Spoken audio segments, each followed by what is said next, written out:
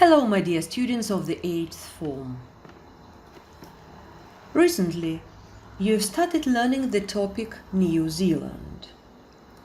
You've got acquainted with the geographical position of this amazing country, with its nature, with its flora and fauna,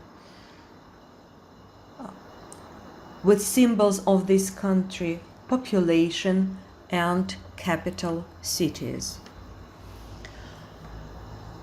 Today, you will watch the film about local people Maori. We're going to start with new vocabulary. Then I'll read the questions, and then you'll watch the film itself. Let's start with new vocabulary. Embrace – принимать, включать. Treaty – договор. Brush – нахальный, дерзкий, наглый. Mistreat – жестоко обращаться. Superiority – превосходство. Prophets – пророки. To fight to the better end – бороться до победного конца. Foresee – предвидеть, знать заранее. Genealogy – генеалогия.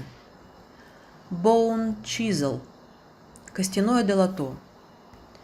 To cede the right over the British – уступить права британцам. Contentious point – спорный момент. Whereby – каким образом. You will answer the following questions. What is the very first name of New Zealand? What is haka? What does haka mean to Maori? What was the attitude of the British towards the locals? When and how was a treaty document signed between the Maori people and the British representatives? What is still contentious point of discussion connected with the treaty document? What is tamoka? How does tamoka design? What does moana mean? Does Maori written language exist nowadays? And the last question. What measures have been done to revive te reo, or Maori language? Well, let's start watching the film.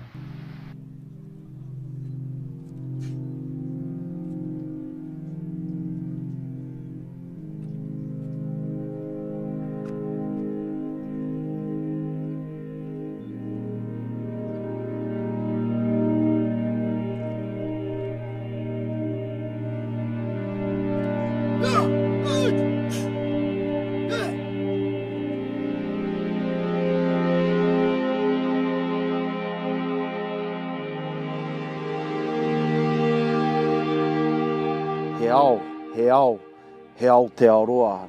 It's land, it's land, it's land through a long white cloud.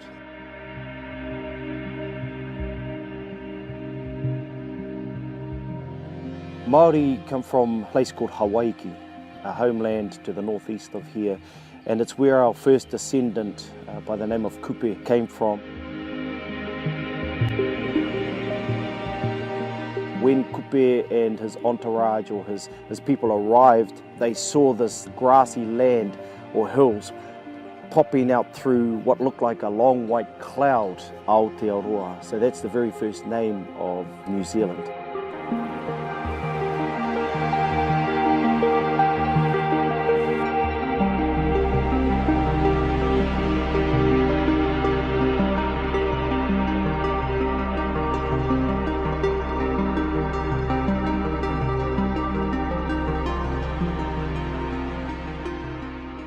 We are Leekie op reis.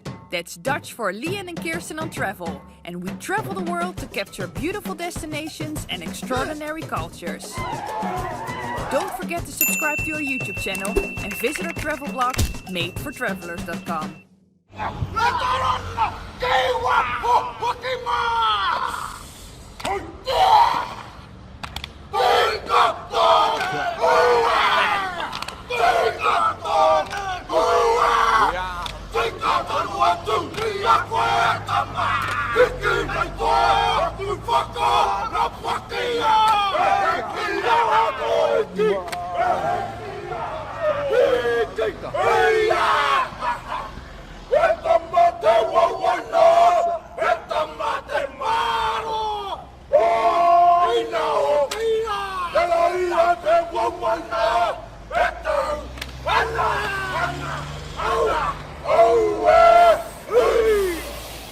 Haka is a dance of a noble people.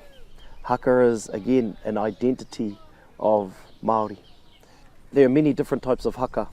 There's the expressive haka which displays anger about the subject that we're doing the haka about. There's also other haka which talk about the histories of the land, histories of different ancestors, battles of different ancestors. And haka is an expressive way for Māori to be able to tell their story and let it all out.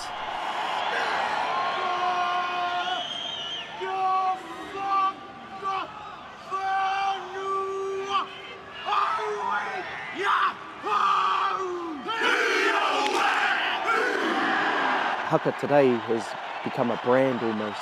Before it only identified to Māori, but now it identifies to New Zealand.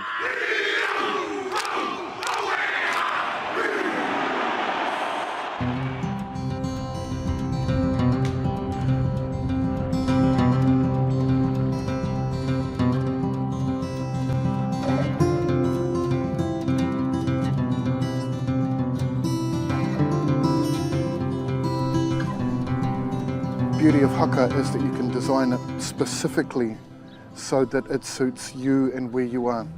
And through a massive brand like the All Blacks, other teams have picked it up, and then schools and kindergartens, and what that's led on to is a learning of the language. Yeah. 1 or 2 words at a time. And now most people would be able to translate the haka word for word. And they might know another haka or their school haka, and that's more learning that goes with it. And so, because of the beauty of haka, and everybody wanting to be a part of it, I think that has helped to integrate it into New Zealand society.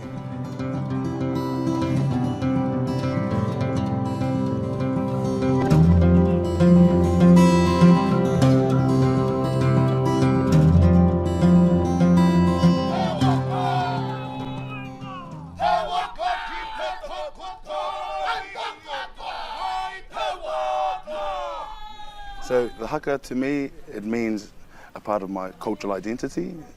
It is a part of my customs, my traditions, and it was an important ceremonial dance that was passed down from my ancestors, and we still practice it today.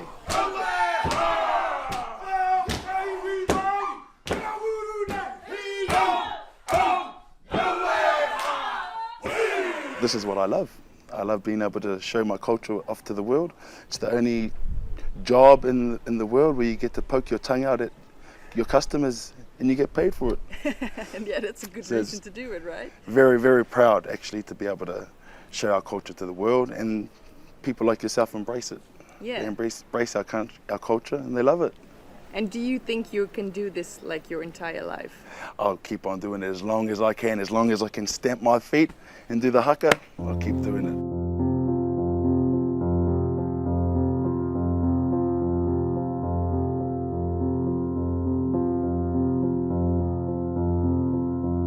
This is the Waitangi Treaty Grounds, New Zealand's most historic place. This is where on the 6th of February 1840 a treaty document was signed between the Māori people, my ancestors, and the British representatives.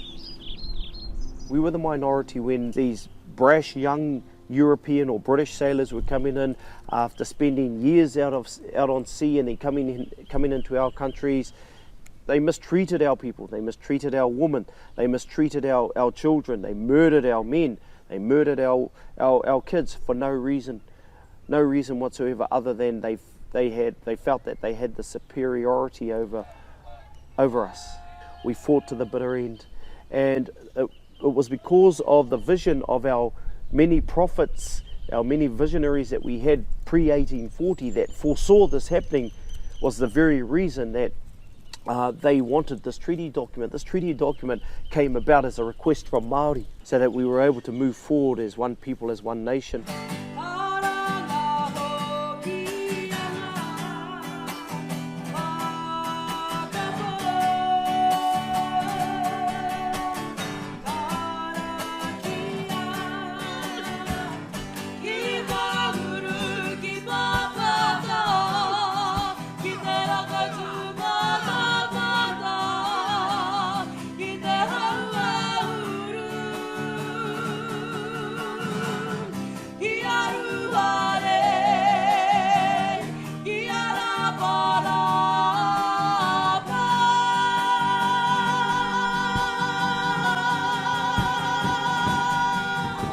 Tāmoko it's an identity print of our people. It tells the history, the genealogies, and the stories of you as an individual who wears the tāmoko. In short, it is a tattoo, but it tells your whole story, because prior to the pen and paper, our body was the paper, the ink was the pen. The reason the old people had moko was to identify who they were. It was to also identify what they did, where their standing in their tribe was, status, things like that. And that's what it's still about. And it's still about identity. The main part of it is all about identity.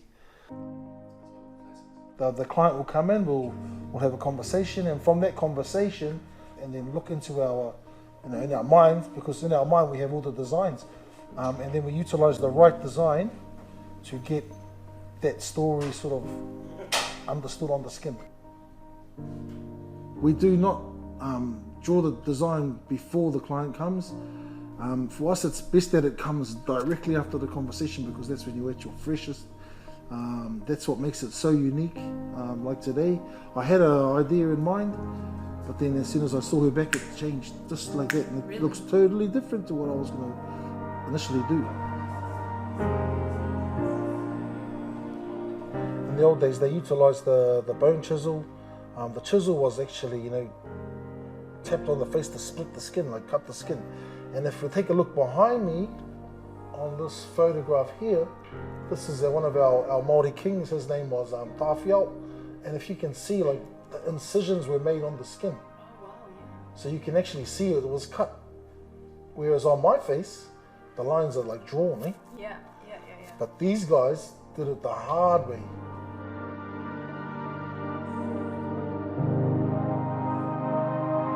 British wanted Māori to cede all of our rights and our sovereignty and ownership over to the British. Henry Williams, who translated the document from English into the native tongue, Te Reo Māori, knew full well that Māori would never ever agree to those terms as set out in the English document. He translated it in a way whereby Māori would understand and whereby Māori would agree to the terms as set out in the Māori document. From 1840 to today, in fact, it has always been a contentious point of discussion.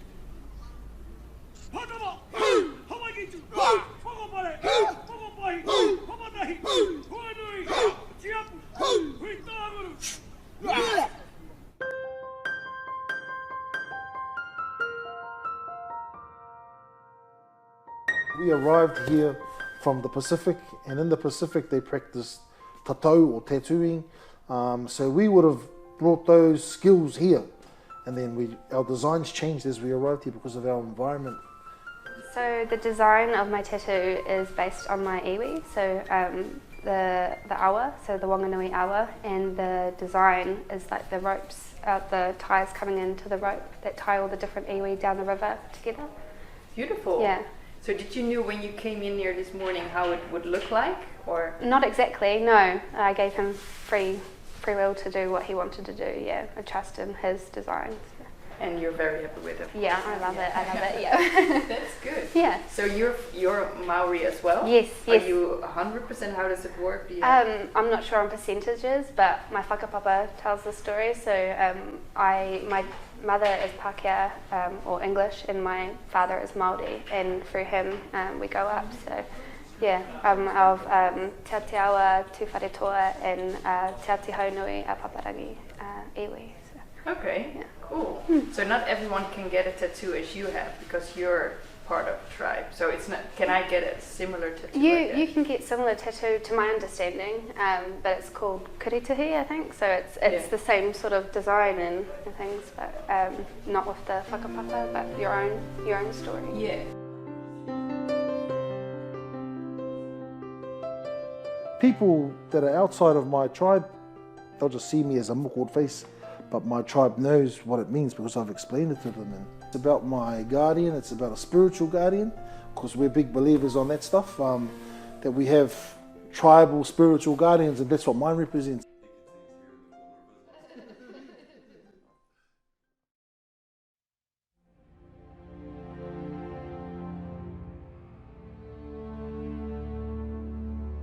Nature is our everything. And when I talk nature, I talk the whenua, the lands, I talk the rako, the trees, the ngahere, the forests, I talk the moana, I talk everything within the moana. That is our nature, that is our world. Everything has a life force, everything has a heartbeat to Māori, and we treat it with such respect. And that is our cultural upbringing, and it's a part of our tikanga, our practices of we as Māori, to be respectful to everything around us. Swimming in our awa or our river, knowing that we're swimming in the ancestral waters that our ancestors also swam in. Wairua, that spirituality of our ancestor, also cleanses us. It cleanses us physically, it cleanses us mentally, and it also cleanses us spiritually.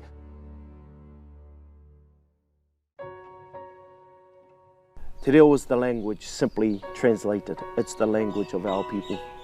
If our language dies, our people die. Our culture dies. Without language, we don't have an identity, I believe. You know, everybody has an identity as a Kiwi with the English language, because that's what we're known for, apart from haka. But as Māori within our own country, we need that. Te reo goes way back to Hawaii.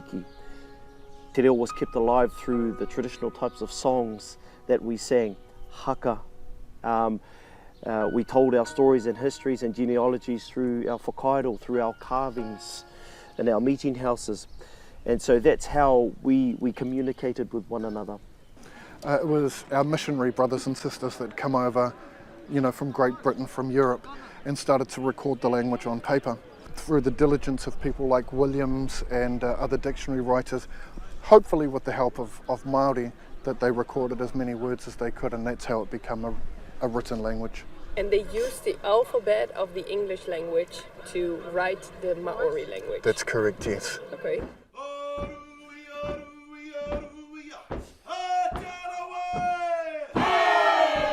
My grandparents were a part of that forbidden generation that weren't allowed to speak the language, and that came down to ignorance from the non-Māori that were around at the time, who felt threatened by the language because they couldn't understand what our people were saying. They tried to outlaw, in fact they did. They passed a law that forbid Māori to speak their native tongue. And if they did speak the native tongue, they were strapped for speaking the language. Because of that ignorance, it caused the whole language to miss an entire generation, which was my parents' generation.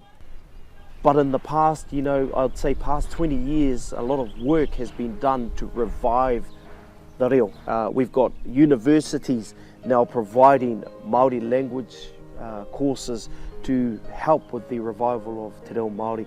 Where things Māori were pushed down then, now they're re-emerging, but they're re-emerging with not only help, they're re-emerging with funding, and they're re-emerging with love, because our politicians can look back and say, okay, that was wrong, we can't fix it from then, but what can we do for now to help and enhance this person's educational experience and to help them get on their way and to learn what they need to learn. Yeah. You know, the acceptance of Te Reo Māori is starting to broaden, starting to widen around our country, and that's very, very encouraging, I think. It's good to hear that.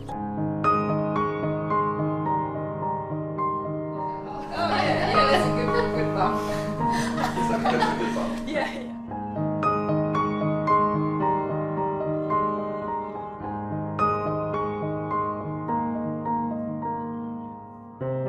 Ready?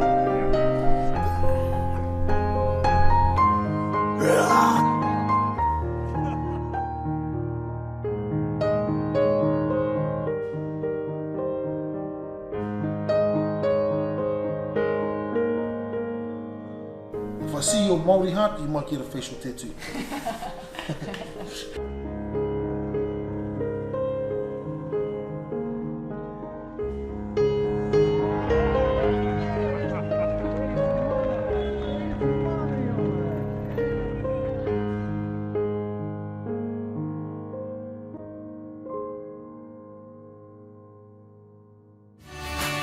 Please subscribe to our YouTube channel.